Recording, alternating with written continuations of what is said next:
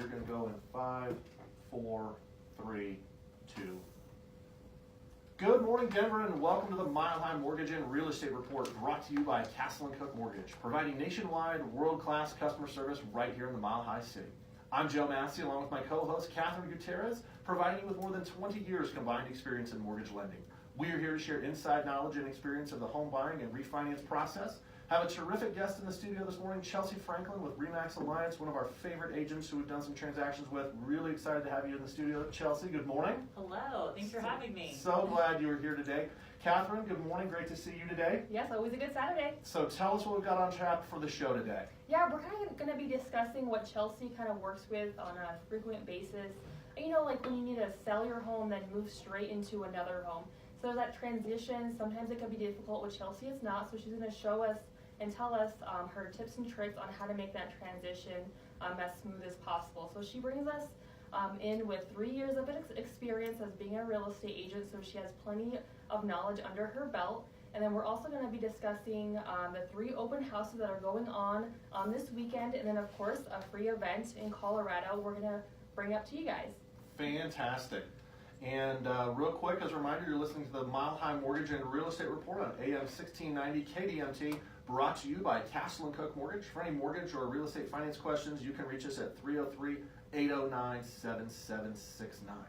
Again, in the studio this morning, we have Chelsea Franklin with RE/MAX Alliance. Chelsea can be reached anytime at 720-232-8796. And as a reminder, Castle & Cook Mortgage and RE/MAX Alliance are not affiliated entities. Listeners are not required to use either participant to work with the other. So Chelsea, let's jump in and talk a little bit about you. Tell us about your background and how long you've been in real estate. Yeah, great. So I initially got licensed in the state of Oklahoma. I'm a Colorado native. I'm from Louisville. Okay. Golf took me out to the University of Oklahoma. So I was a 4-time letter winner at OU. Wow, I That's didn't know where, that. yeah, big golf family actually. We'll get Very into that, cool. I'm sure. Yeah. That's where I met my husband. He played football at the university. Real estate was never on our radar. We're a golf family. My dad played on tour. He was the director of golf at Boulder Country Club. He opened up the On the Interlochen. He just is the exiting general manager at the TPC Colorado in Rapids. So, so we know golf. My initial plan, I got my master's in intercollegiate athletic administration. So it was to stay in golf. It was to coach. It was To be a coach, to be a pro. Yeah. I mean, I wasn't good enough to play on tour. So it's like, how can I take what I've done my entire life, what my family's done, and make money doing that? But in the meantime, Daniel decided to go to law school. We got married his last playing year of football.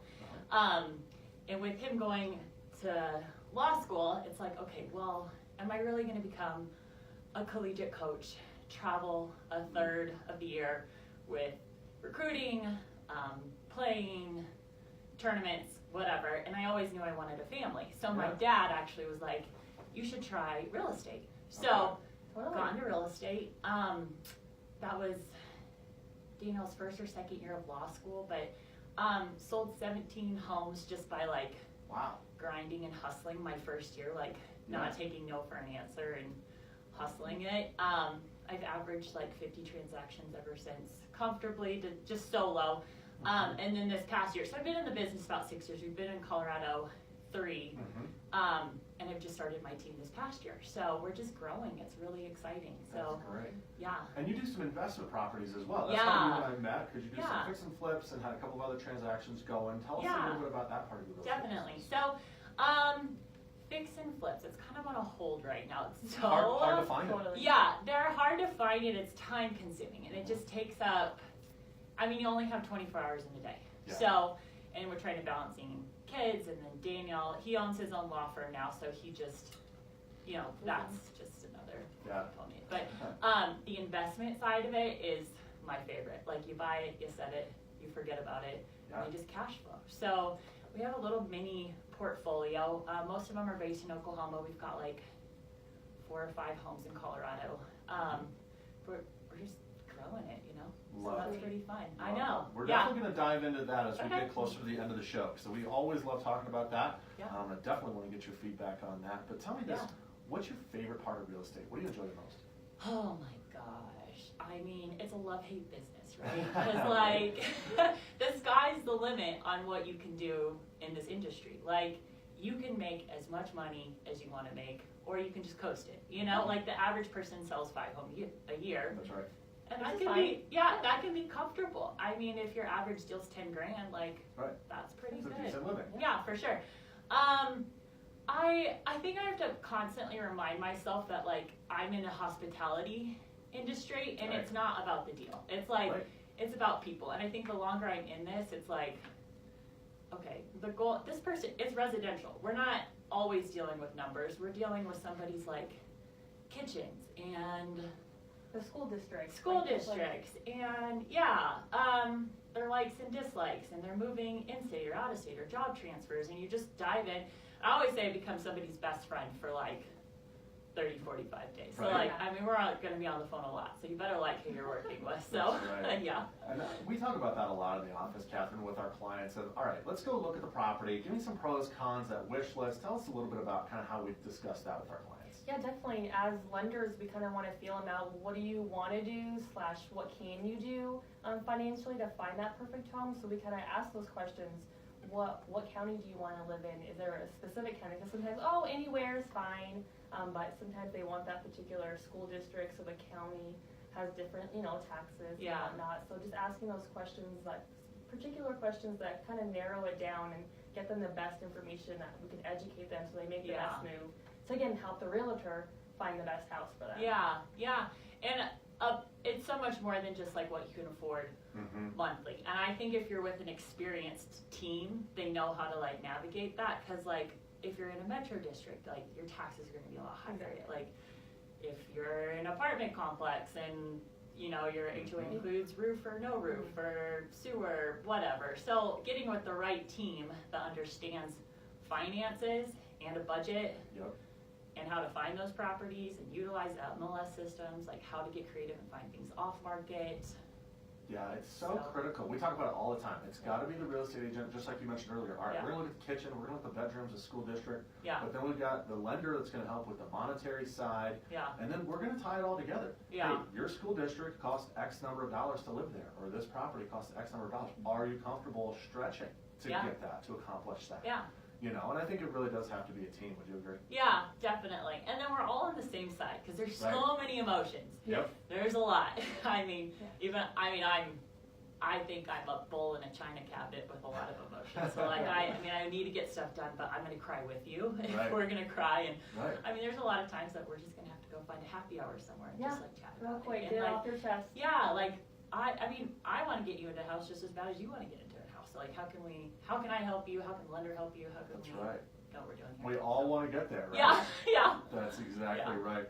Well, let's jump into our first topic here. And this is an emotional one, so I think it's really timely that you said that. But challenges with selling a home and buying a home at the same time. We see this happen a lot because we've seen home values increase very significantly. So a lot of people have a ton of equity in their home. They might have $100,000, $200,000, $300,000, $500,000 in equity. But to access that, they need to sell the home, then they want to use that as the down payment on the new property. Yeah. So just number one, what's your big piece of advice on how to start this type of transaction? Yeah. Obviously just with the conversation at first, just to see where people are at financially, but the most desirable ways to do things or to time it up so that you don't own 2 properties at one time.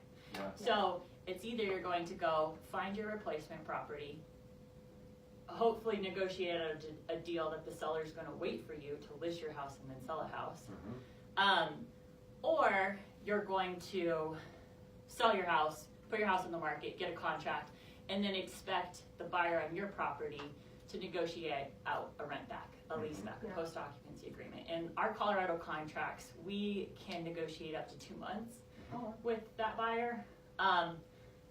It's just all timing though. Like if you're a pickier client, we might need to find the replacement property first and then back into getting your house on the market. But it's just like knowing the numbers for neighborhoods too, or cities.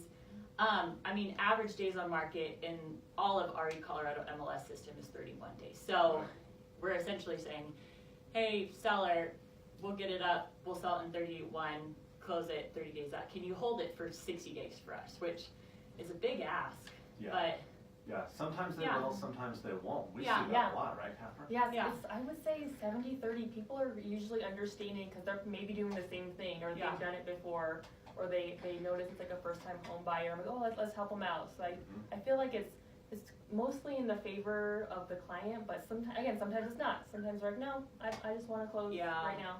So. we're still very much in a seller's market too, so we're seeing Yeah. a lot of multiple offers heading into this busy spring and summer. So with that, if you have all that equity in your property, we can get creative with the lender, like talking about bridge loans or Yep. maybe taking out a line of credit. Yep. So many options. having access, or maybe like a recast loan. Yeah, let's touch on So- that real quick. That's one Yeah. we've done a lot where, all right, we've got a property that has $500,000 of equity in it. We're gonna buy a new house and we're just gonna put 5% down, right? So we're gonna buy $800,000 home. Yeah. We're just gonna put down a really minimal down payment, maybe 5, 10, 15%, whatever it might be. Move into the new place, then sell the old home, get that equity out. And the recast is you then take that equity, pay down that new loan that only had 5 or 10% down, and then we'll actually allow you to re-amortize that loan over the remaining 29 years and 8 months, or 29 years and 10 months of that loan. Yeah. So folks out there that aren't familiar with that, that's something that we do a lot of. And Chelsea can help you find the house, we can help you get the loan, and then help you recast it once it's done. You don't have to go through a full refinance. Really, it's an easy process. And still allows you to take that equity out of your home without having to move into public storage with all of your stuff for a month, right? Yeah. Or Um, finding a short-term rental, which is unrealistic. Yeah. You know, it's like crazy expensive and like hard to find. Yeah. Like if you have like a little family and some pets, like it's Yeah. a little tough. Difficult Yeah. to do. especially if you've been in Colorado for 2+ years. I mean, you probably have the equity to buy that bigger house or That's right. get into the neighborhood that you want to be in, or Yeah, I mean, absolutely. the money's there. Now, Chelsea, if any of our listeners want to get in touch with you to learn more about buying a home, selling a home, kind of how you could walk them through this process, Yeah. best phone number we can reach you at. Yeah, 720-232-8796. You're listening to the Mile High Mortgage and Real Estate Report on AM 1690 KDMT, brought to you by Castle and Cook Mortgage. For any questions about permanent financing here in Colorado, our number is 303-809-7769. All right, so we're talking about selling a home, buying a home, doing a simultaneous close, not having to move twice. Break down for me some of the strategies, Chelsea, that you might use to get the seller, so I'm buying a new place, seller might be a little nervous about taking my offer knowing it's contingent on me selling my home. What are some of the strategies, what are some of the ways that you would use to separate my offer from maybe the 5 other offers Yeah, that they have? yeah. I mean, educating them on my client's property and the neighborhood, how aggressive my marketing plan is. I mean, I am no longer just a single agent. I have a whole team behind me. Teams sell more than single agents. You've got a whole group of people pushing this property because we need to get it's a 2-for-1 for us. We're motivated. The buyer has to get into your property. They're motivated. We'll set out price reductions, my marketing plans, what we're doing on Facebook, Google, open houses galore. Yep. Yeah, I mean, it's just an aggressive plan, mail outs. Yeah, and I think that Really separates you and your offer from a lot of other agents that just say, well, hey, we're just gonna put it in the MLS. Yeah, set it and forget Right. it. Hope is not a strategy. Yeah, yeah. And you guys do some really aggressive marketing. And Catherine, I know you see this. We had discussed last week staging and photos. That's really Yeah. important, isn't it? Absolutely, that makes a big difference. I mean, Yes. of course, you always want to be able to sell the property sooner than later, but when you are in maybe a little bind that they need to move out before they move in, Yeah, just saying like, hey, I have professional photos, let's Yeah. get it on social media. Again, just laying out kind of your Yeah. attack on how to sell this property. yes. I mean, that's all you could ask for, not just like Yeah. submit the contract, okay, good luck. Yeah. But no, Yeah. X, Y, and I'll Z. call you with an offer. Yeah. Yeah, Mhm. no, it's, especially in a scenario like this, it's pretty high intent. So it's like daily feedback, and it's not just the throw it on the MLS. It's like, I'm gonna market this heavily, because I sell about 25% of my own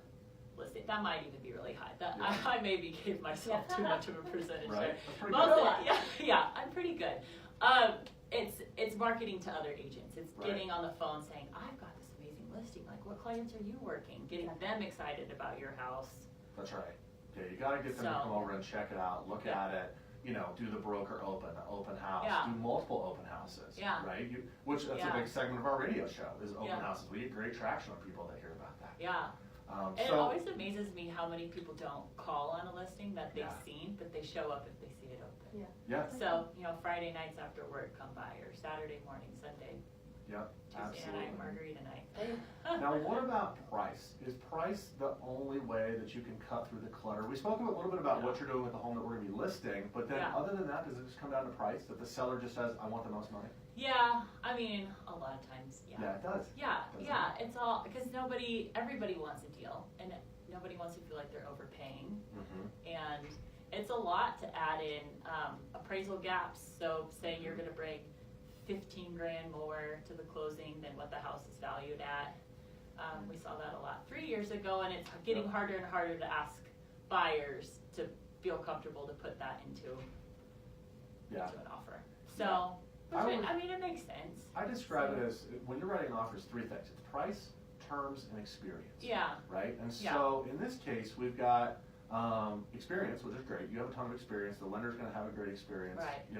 Our terms aren't that great because we've got to sell another house. Yeah. And so then it comes down to price. Hey, you know what, Mr. Seller? We're going to offer you 10 grand more than it's listed, 20 grand. And we see that, right, Catherine? Absolutely, because they, maybe, again, a little money under the table for them to hold out for another 30 to 60 days. Like, hey, Right. Yeah. like, help me out. Hold it for us Yeah. for 10 grand. Well, that's an easy. Yeah, like, sure. That's insane. Right. Yeah. If you only have to For make a 30 days. $1,500 payment Yeah. once a month, right? All right, Yeah. that's an $8,500 bonus. Yeah. Sometimes that makes sense. Yeah. Totally. So now let's talk a little bit about your investing. Just Yeah. give us just a quick snippet of your properties here in Colorado. Do you have condos, townhomes? What do you have? Everything in Colorado is a single family home. Okay. 2 of them I bought as flip houses, and my budget was off. So we ended up just keeping So them. it We're became like, like a fix and rent. yeah, Yeah. fix and rent, which is a strategy. Yeah. And then they appraised, refinancing them, they came in higher. So it's like, the neighborhoods are doing really well. So, I mean, the few that we've got here, they're not long-term holds, I think, just because we've got so much money sitting in them. So we're probably going to end up putting them on the market next summer, 2 summers now. They're not, Sure. because the cash flow on them's not amazing, but I'm not losing money. Right. So, Not losing that's money. fine. yeah, Are you actively still buying properties right now? yeah, Okay. I am. Great. Now everybody we bring on the show says it's a seller's market, Yeah, and you should only be buying properties when you're going to get a deal. yeah. But I think, and Yeah. I'm curious what you think. I still think it's a good time to buy property. What do you think? Yeah, I think so too. Because we get asked all the time, how's the market? How's the market? 53,000 jobs were set to be created in 2019 in the state of Colorado. 2% are increasing. So it's like, if we're still growing and we still don't have the inventory, I mean, these little flip houses that were a dud for me a year ago are looking pretty solid for this summer, but now I've got tenants in them, so like next summer it's going to be a pretty solid deal, hopefully, but knock on wood. But, Yeah, nothing wrong with keeping them a little bit longer. Yeah. Let them continue to appreciate. That eats up, some of the profit, or not the profit, but that helps rebuild some of the profit after you had some cost overruns. Yeah. P.S. They're making money in the meantime. Yeah. Right? Yeah. And claim depreciation on my taxes. Yeah. And Yep. it's an awesome It's a way to. win-win. Yeah. I mean, all of our, we've got like 20-ish units right now. So, but everything pays for itself. Pays for my primary. Like, it's a pretty sweet spot to be in. I think everyone should own as many homes as possible. I think so, Get too. with a good property manager. Know what you're good at. Like I'm in real estate. I manage maybe like 4 of them myself, just because out of convenience. Easy tenants, so it's just like, okay, might as well just do it myself. But know what your time is worth. Yeah. And just pay for it. Have it done right. Get the right tenants. Get the background checks. Yeah. Most people are pretty nice to work with, but I mean, you want it done right. Right, and it's not the most people you gotta worry about, it's the 1 out of 50 that'll just really wreck everything. And that's where the property manager is so valuable, right? Yes, yeah. So, I agree. Yeah, they're well worth it. Now, Catherine, we still see a lot of people out there getting pre-approved and buying investment properties still, right? Absolutely. Pretty often, I mean, it's already May, and I feel like I've talked to a lot of investors, or at least people who are thinking about it. Like, at least getting the knowledge of like what can I do maybe possibly. So at least people are like interested, not as scared as I feel like they used to be. Buying investment properties. So that's really good that we're able to just educate them on what they can do financially. Yeah. Because it is not I wouldn't say easy, but it's a good possibility that you could buy real estate. You just gotta have confidence and just ask, hey, what can I do? And talk to a professional. Stop Googling. And you'll get the correct answer. Yeah, I love Google, but boy, you can find all sorts of missteps out there. Now, Chelsea, if any of our listeners want to talk with you about buying a home, doing a simultaneous sale, or maybe talk with you about learning about investment, you help investors buy homes, right? Fantastic. What's the best phone number we can reach you at? 720-232-8796. You're listening to the Mile High Mortgage and Real Estate Report on AM 1690 KDMT, brought to you by Castle and Cook Mortgage. For any questions, give us a call, 303-809-7769. All right, as we're getting close to the end of the show here, we have several great open houses this weekend. So, Catherine, why don't you go ahead and do the first one? I think we got one from Simon Zenis over at your castle, right? Yeah, Simon has a great property in Highlands Ranch. His number, if you do have questions, is 720-936-7873. Again, this property is in Highlands Ranch. The address is 3465 Westbrook Lane.